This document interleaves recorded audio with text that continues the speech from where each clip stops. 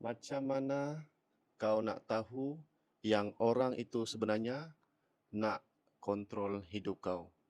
Benda yang paling berbahaya adalah bila seseorang tu rasa apa yang terbaik untuk orang lain.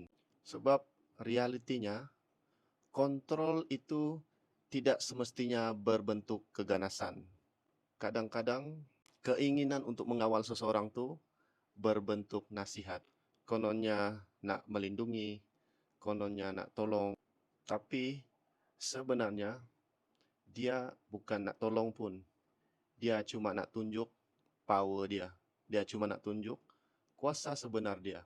Tapi bila kau start buat keputusan sendiri, muka dia akan terus berubah.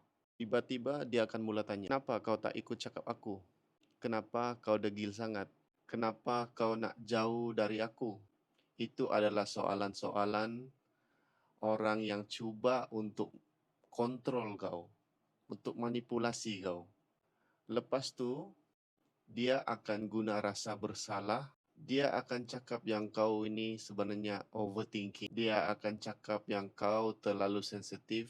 Dia akan twist cerita sampai kau sendiri akan persoalkan naluri kau. Tapi, satu benda kau kena ingat. Kalau orang itu sayang kau hanya kerana bila kau patuh, itu bukan sayang. Itu adalah cara untuk menunjukkan kuasa dan itu adalah cara untuk dia kontrol diri kau.